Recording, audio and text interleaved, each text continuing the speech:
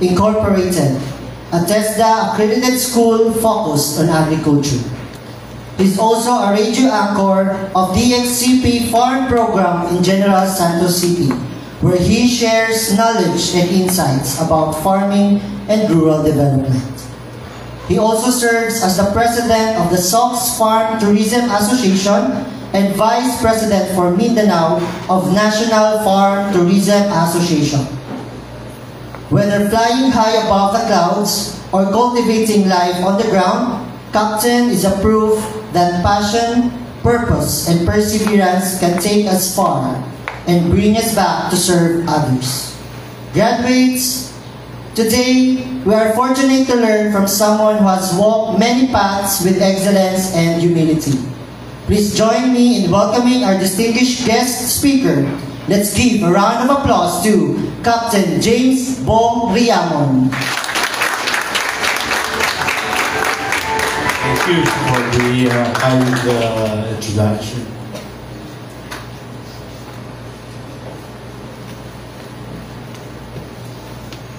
Actually, I remember my graduation, high school graduation, 54 years ago. I am a full-blood Batang Tagaw, no? Notre Dame of Tagaw.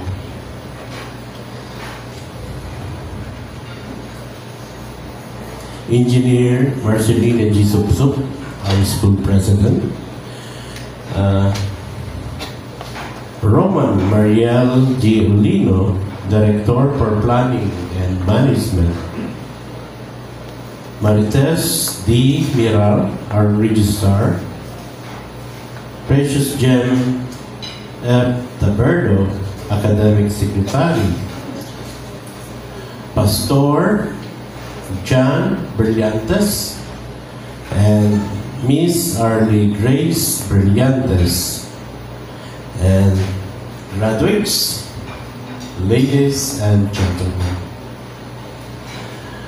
When I was invited by Green to talk about in your graduation, I asked Miss Rowan Olino what will be the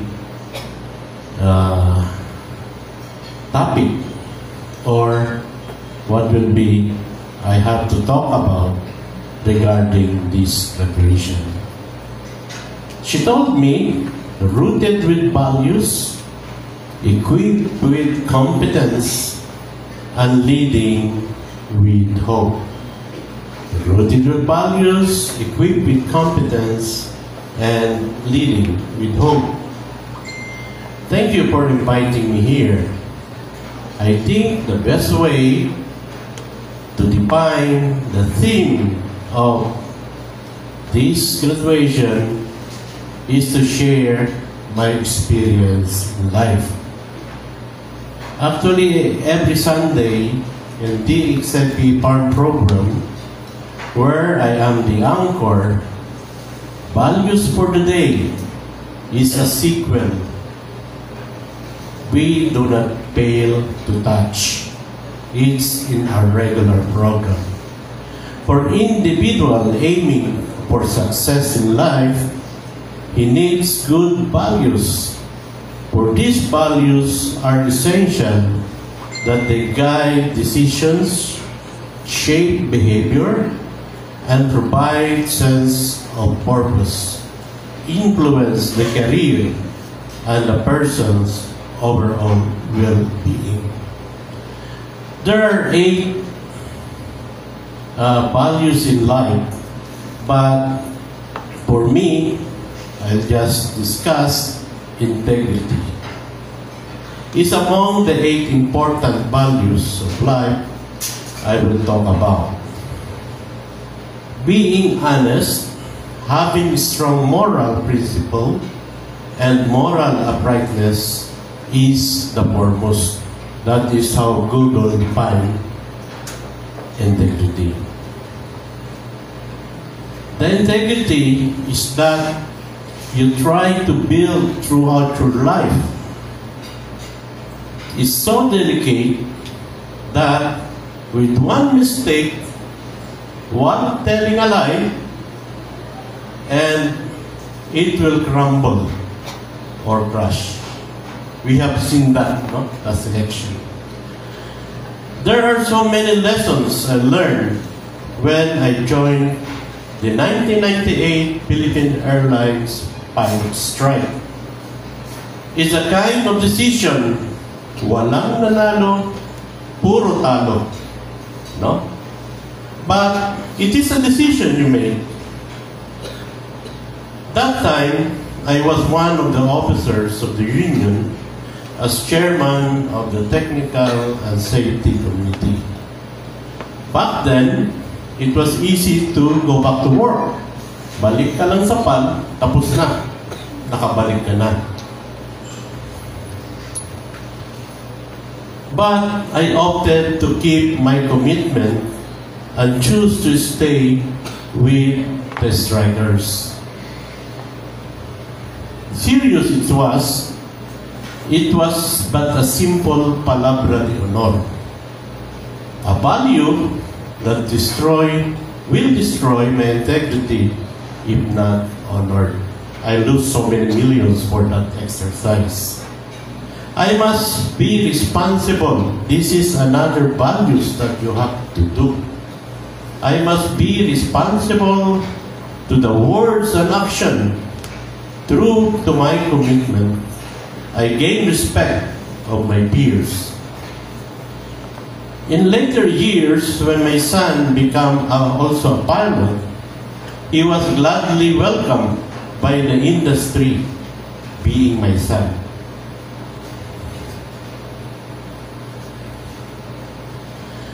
The Vice President of Operation of Cebu Pacific Air was a former PAL Union President.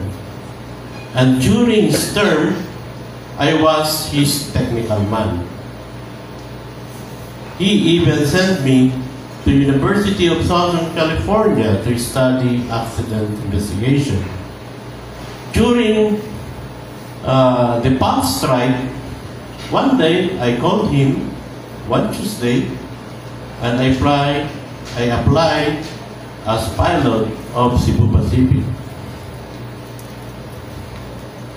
He asked me to complete my application, and within a week, I'm on training with the DC-9, no? That is then the equipment of Cebu Pacific. And I was hired. And after 3 months, the management invited me to join and occupy the post of Director for Safety. Integrity is not only the fulfillment of one's commitment, it is also one's profession is performed. Pag nakilala ka, madali. No? And that's integrity. Try to bring that to your next level. Competence. In our lingua, competence is proficiency in airman's term. It is the ability of someone successfully and efficiently. This one is the most important pilot's career. Just imagine our training worth 2 million each. If you plunk, goodbye 2 million. And you will be hauled to be trained to another level. Ganon ka-importante ang competency. And just imagine, my last aircraft is Airbus 330. How much it cost? 13 billion pesos only. Ang mura, ano?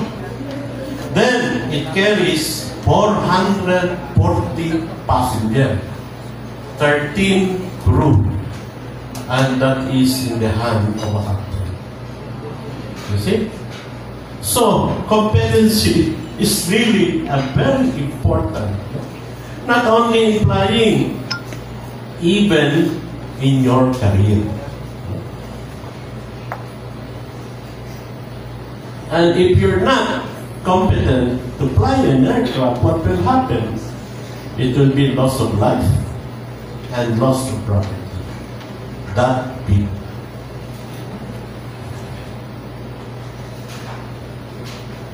As a pilot, we have to undergo training every 6 months in order to pass ground schooling, oral examination, and simulator proficiency before being released to fly again. All emergencies are simulated during the training. That is why, one time in my career, I encountered an engine fire during flight. Nasusunog yung makina ko. But, because I'm trained to do the same, it's just like second nature to me to act, execute, and decisive in the precise performance as expected because I was trained thoroughly. Anything else, preparation is an action needed in the job. Not only flying. Same as your job, if you are good and competent, magre-regular ka. Or, most likely, you will be retained and promoted. Still, no? Until now, I still practice the same. I'm already on the ground, but I still practice the same anticipation, preparation, planning, attitude. Attitude is one of the most important values. Kung minsan, mahina ulo mo, pero maganda ang attitude mo, i-retain ka ng kumpanya. Kung minsan, magaling ka, but your attitude is not good, asisipahin ka. So, as simple as that.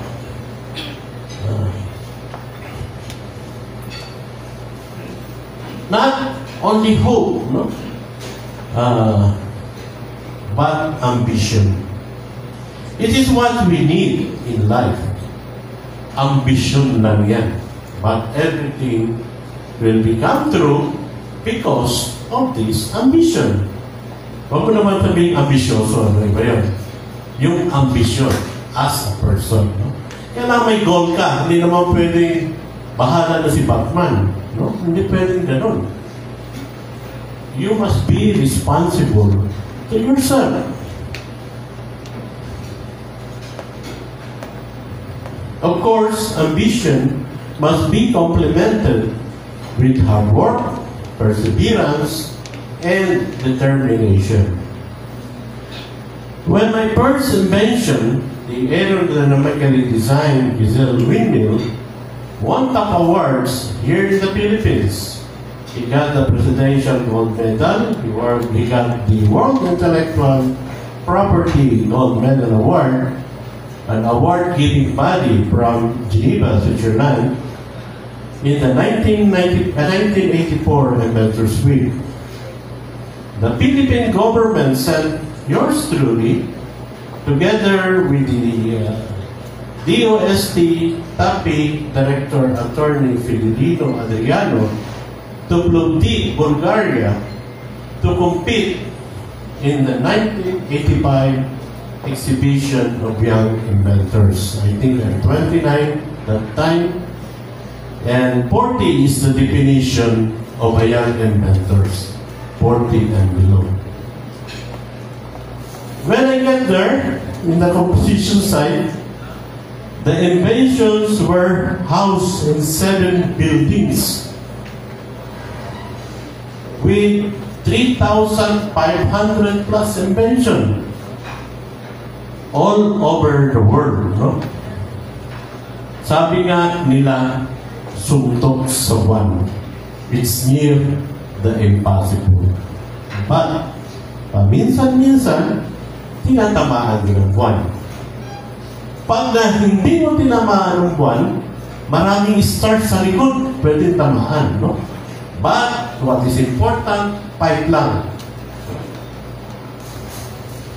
After a week, my windmill was considered the last 200 invention to compete in the finals. We did not expect this kasi yung budget ko pang 1 week lang. So the problem was that I have to stay another week for final deliberation. To survive with limited and almost depleted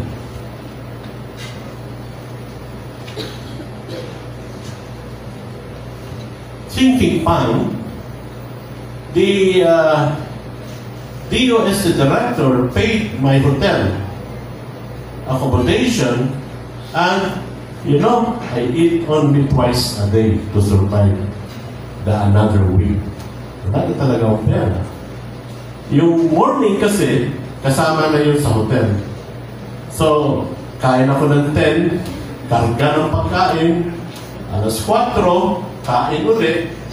Ang hirap pa naman magluto pag taglamig, di ba?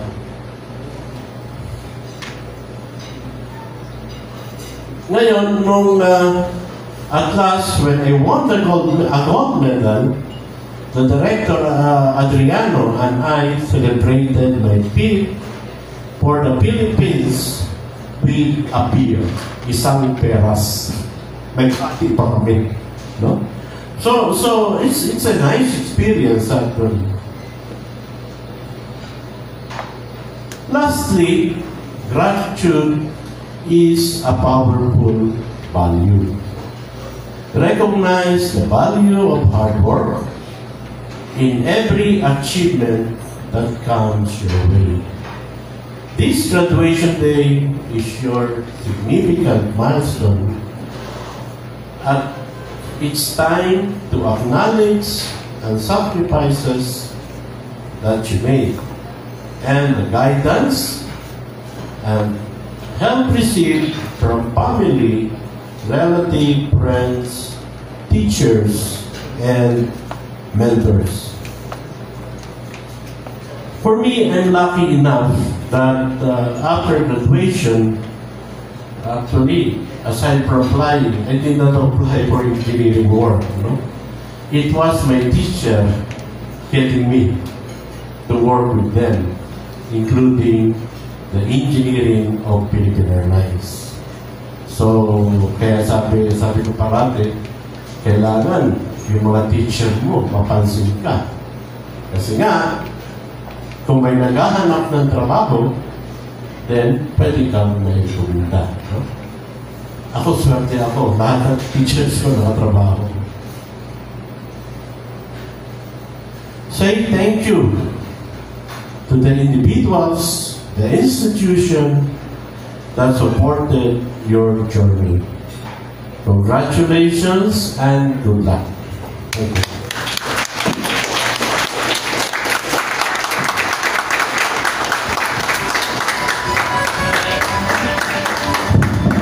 And this moment